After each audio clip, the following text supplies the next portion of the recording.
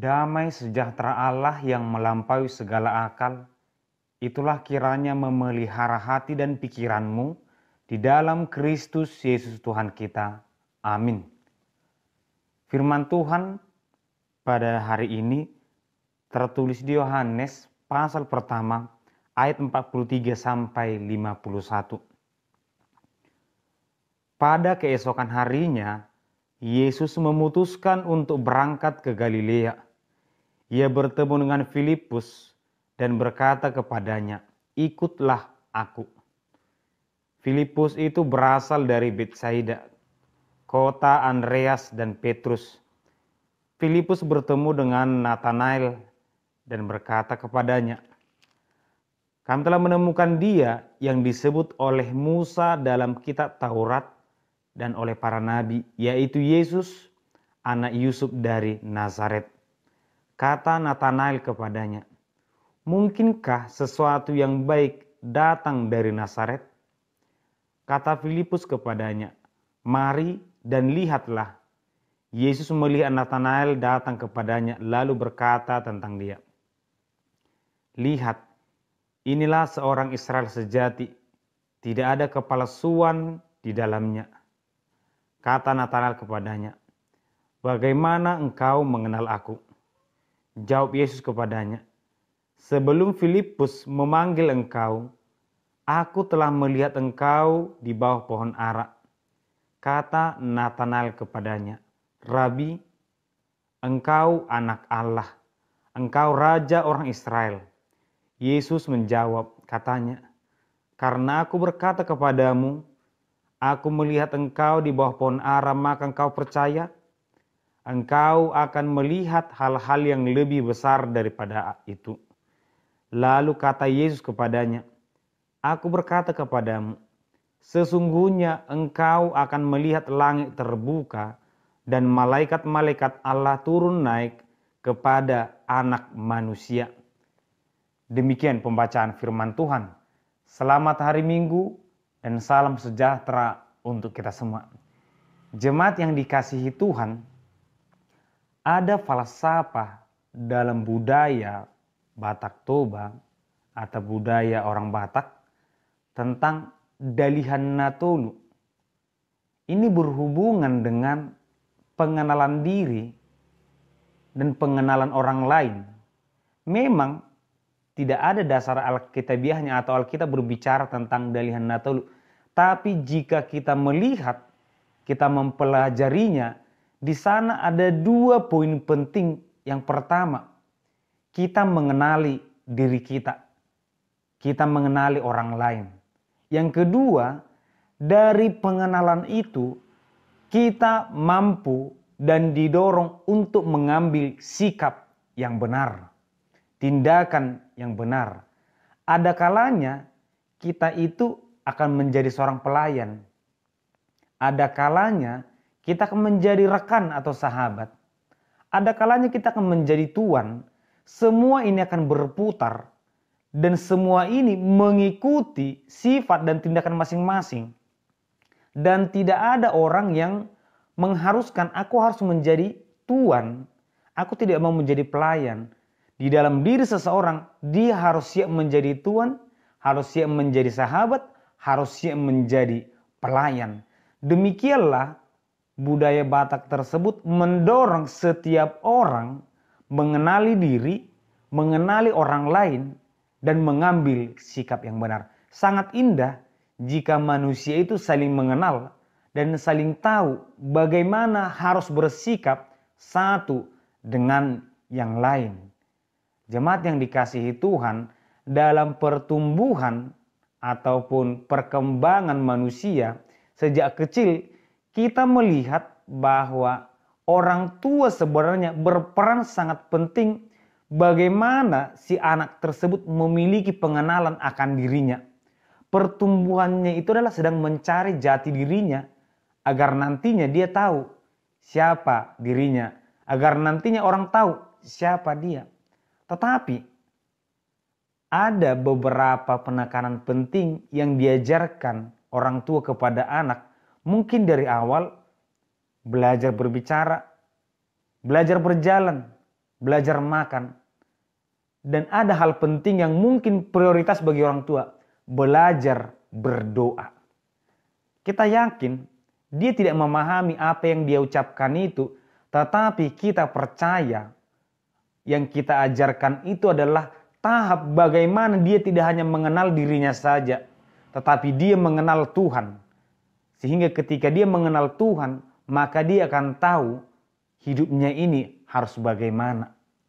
Inilah yang membuat mengapa orang ketika sudah berusia 50 tahun atau 60 tahun pun tidak bisa berdoa. Alasannya hanya satu. Dia tidak mengenal Tuhan. Karena dia tidak mengenal, dia tidak tahu apa yang mau dia ucapkan. Dia tidak tahu apa yang mau dia sampaikan. Demikianlah pengenalan akan diri itu penting, tetapi pengenalan akan Tuhan itu yang paling utama.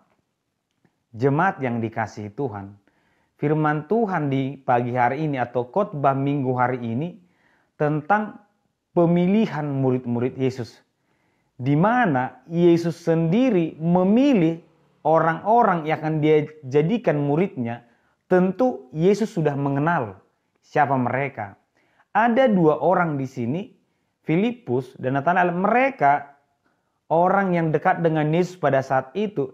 Tetapi mereka memiliki pengenalan yang berbeda tentang Yesus. Pertama adalah Filipus.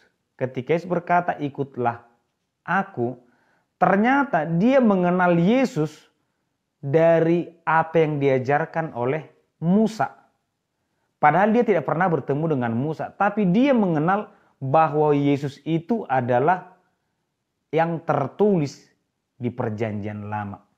Berbeda dengan Natanael, dia berkata, mungkinkah seorang raja, seorang yang baik, seorang yang berkuasa lahir dari Nazaret? Lebih dalam lagi, dia berbicara Nazaret. Wajar memang dalam Mika 5 dikatakan, hai Betlehem Efrata, engkau yang paling kecil. Tidak mungkin dong dari Nazaret, kota yang sangat kecil itu, tempat yang sangat kecil itu, lahir seorang raja.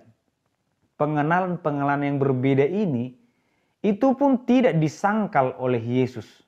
Dan mungkin di nats yang lain juga kita melihat bagaimana orang-orang mengenal Yesus dengan berbeda.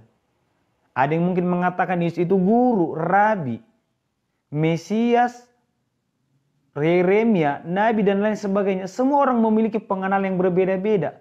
Tetapi kita juga melihat mengapa Yesus tidak mau mengklarifikasi, menyatakan siapa dirinya agar orang bisa mengenal dengan benar. Artinya dari awal Yesus berkata, aku adalah Yesus, anak Allah. Aku adalah juru selamat. Aku adalah datang untuk menebus engkau. Sehingga sembahlah aku sebagai Tuhan. Mengapa? Karena memang pengenalan kepada Tuhan itu biarlah datang dari dalam hati kita. Biarlah karena kita percaya kepada Tuhan. Sehingga Petrus karena imannya dia berkata bahwa Yesus adalah Mesias. Pengenalan yang benar kepada Tuhan akan membuat kita mengambil sikap yang benar. Kalau kita percaya, kalau kita tahu bahwa Yesus itu adalah Tuhan, seharusnya kita akan takut kepadanya. Seharusnya kita akan tunduk mau dibimbing oleh Tuhan. Sejak kecil, baptisan yang kita terima itu adalah materai tahap pertama di mana memang kita harus hidup sesuai dengan kehendak Tuhan. Tidak boleh tidak.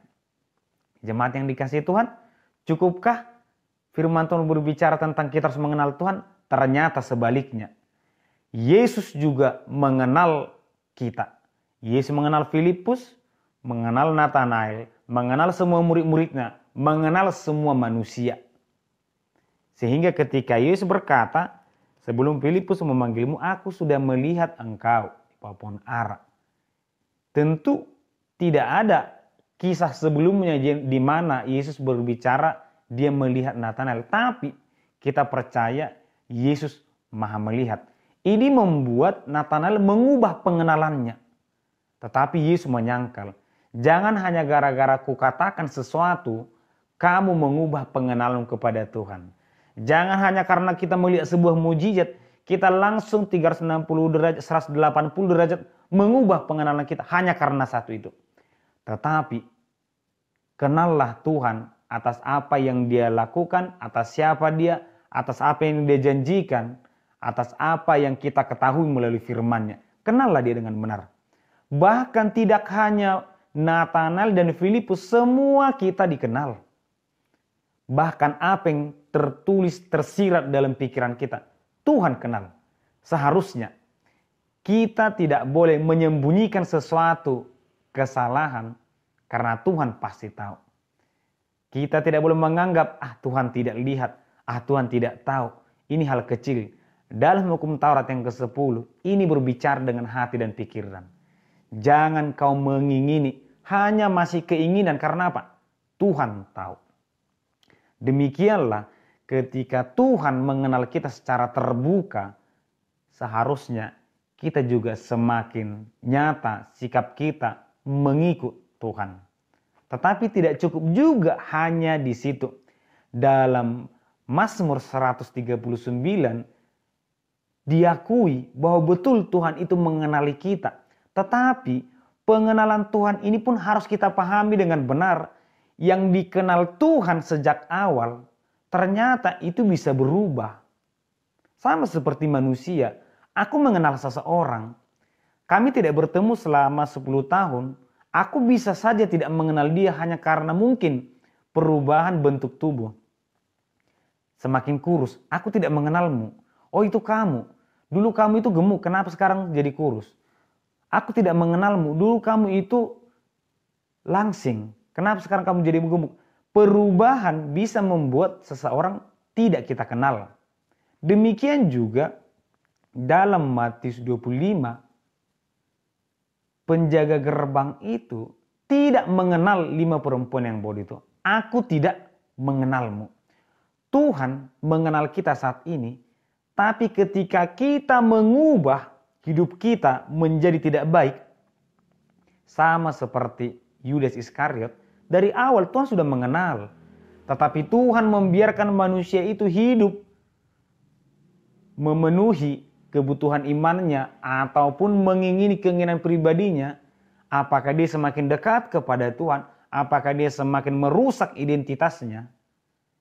Maka proses pengenalan kita kepada Tuhan harus tetap berjalan dengan tidak ada kata berhenti untuk mengenal Tuhan.